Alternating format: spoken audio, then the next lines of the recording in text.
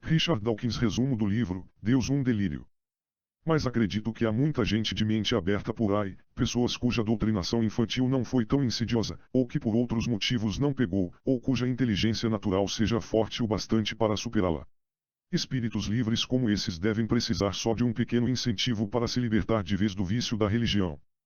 O que a maioria dos ateus acredita é que, embora só haja um tipo de matéria no universo, e é a matéria física, dessa matéria nascem a mente, a beleza, as emoções, os valores morais, em suma, a gama completa de fenômenos que enriquecem a vida humana.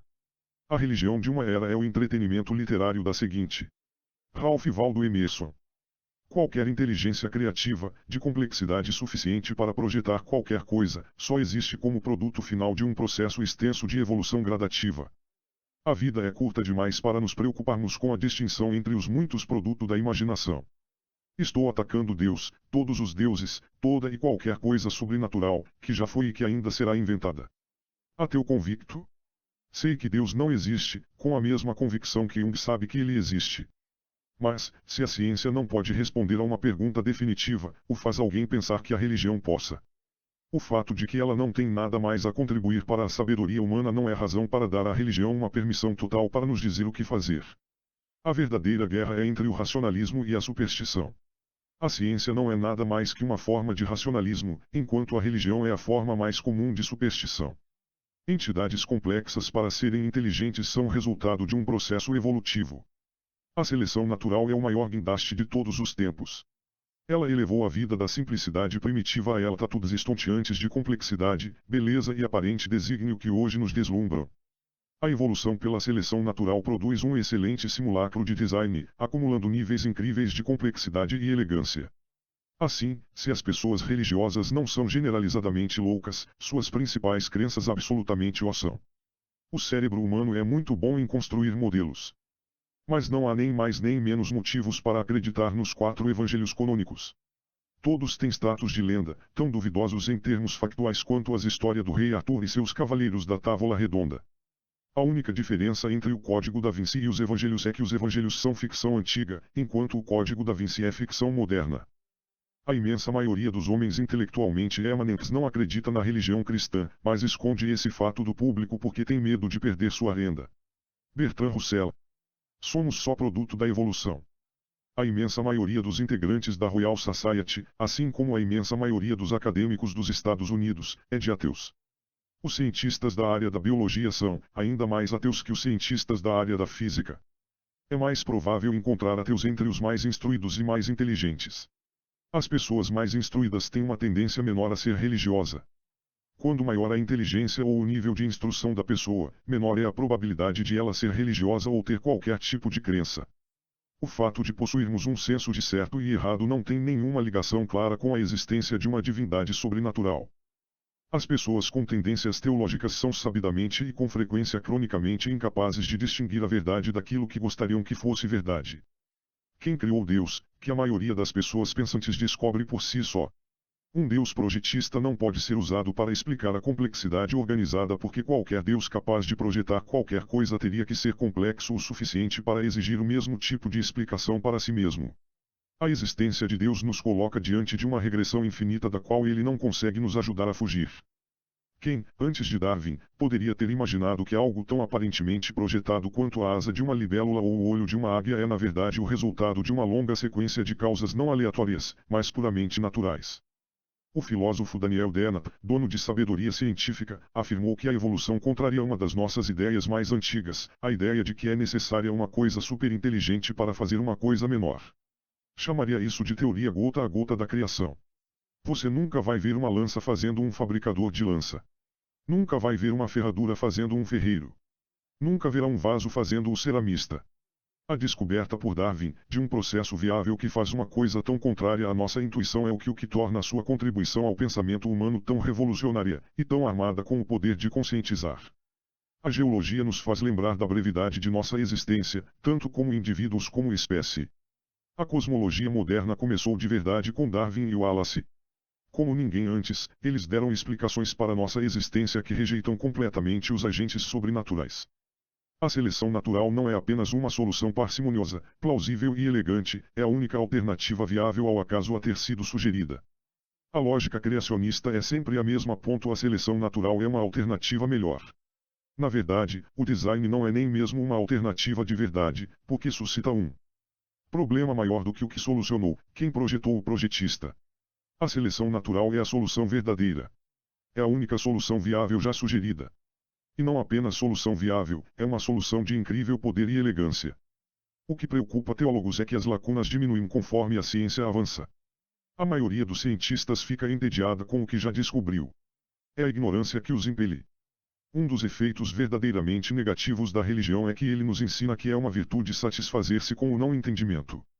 Os criacionistas adoram lacunas dos registros fósseis, do mesmo modo como adoram lacunas em geral. A história da ciência nos mostra alguma coisa, é que não chegamos a lugar nenhum ao chamar nossa ignorância de Deus. A origem da vida foi o evento químico, ou a série de eventos, através dos quais as condições vitais para a seleção natural surgiram pela primeira vez. A origem da vida foi, ou pode ter sido, um evento singular, que teve que acontecer apenas uma vez. A adaptação das espécies a seus diversos ambientes, por outro lado, ocorreu milhões de vezes, e continua ocorrendo. A seleção natural funciona porque é uma avenida de mão única, cumulativa, para o aperfeiçoamento. As estrelas também são precursoras do desenvolvimento de uma química interessante, e portanto da vida. A ciência explica coisas complexas em termos da interação de coisas mais simples, até o extremo da interação das partículas fundamentais.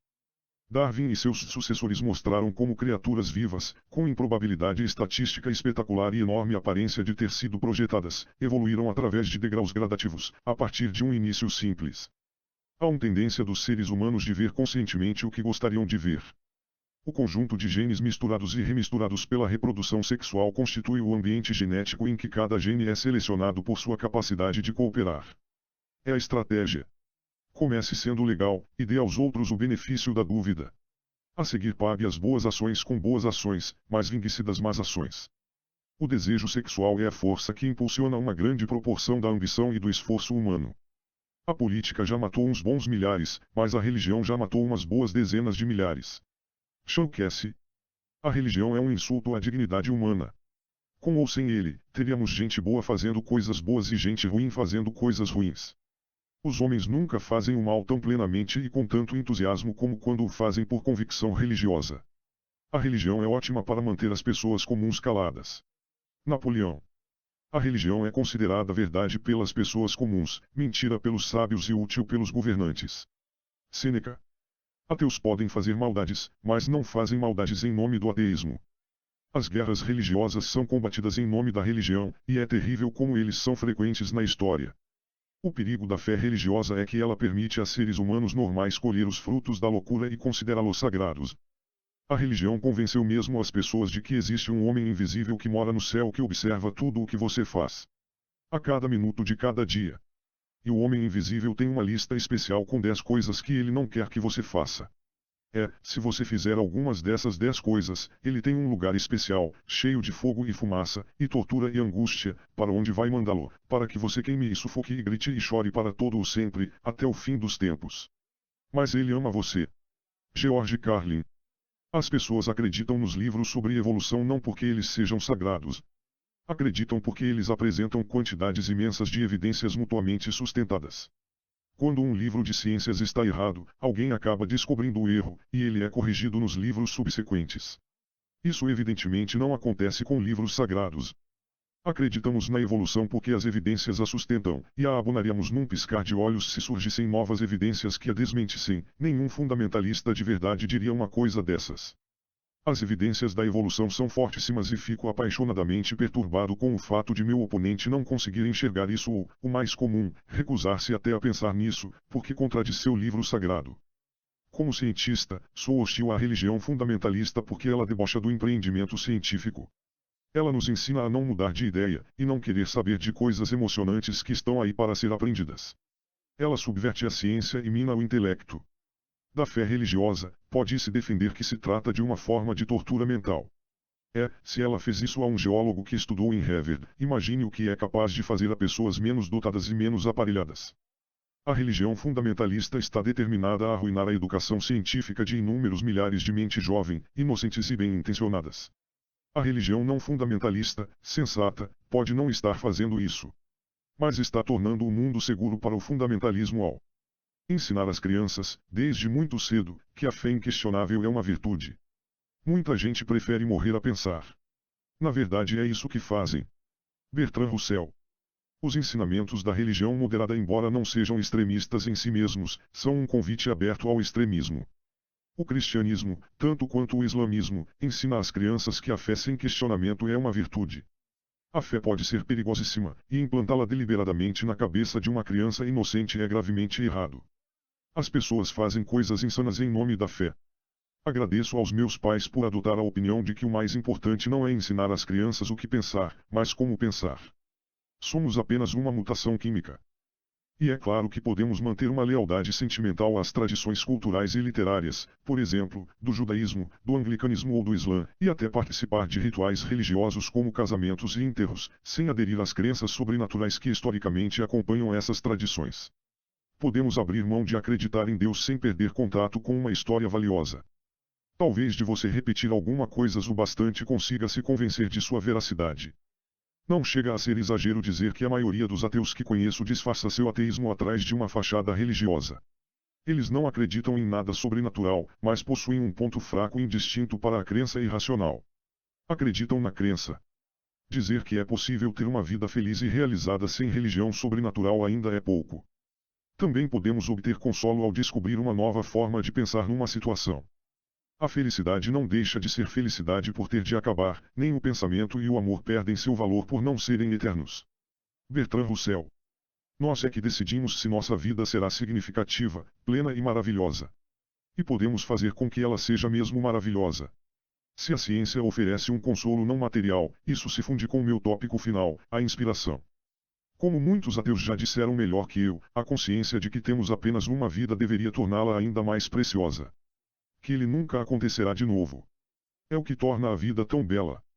That it will never come again. Is what makes life so sweet. Se a eliminação de Deus vai deixar uma lacuna, cada um vai preenchê-la à sua maneira. Minha maneira inclui uma boa dose de ciência, a empreitada honesta e sistemática para descobrir a verdade sobre o mundo real. Vejo o esforço humano para entender o universo como um empreendimento de modelismo. Cada um de nós constrói, dentro de nossa cabeça, um modelo do mundo em que vivemos. Se alguém não ficar chocado com a teoria quântica é porque não entendeu. Niels Bohr. O que interessa é que a matemática funciona, e as previsões são experimentalmente cumpridas. A ciência em geral, ao contrário da tecnologia, é violenta com o bom senso. Não explicar a ciência parece-me perverso. Quando estamos apaixonados, queremos contar ao mundo todo. Este livro é uma declaração pessoal, que reflete meu caso de amor de vida inteira com a ciência. Carl Sagan. Livro, O Mundo Assombrado pelos Demônios. A evolução da vida complexa, e de fato sua própria existência num universo que obedece às leis da física, é uma surpresa maravilhosa, ou seria, se não fosse o fato de que a surpresa é uma emoção que só pode existir num cérebro que seja o produto desse mesmo processo tão surpreendente. Nosso cérebro evoluiu para ajudar nosso corpo a se virar no mundo na escala em que esse corpo funciona. Nunca evoluímos para navegar no mundo dos átomos.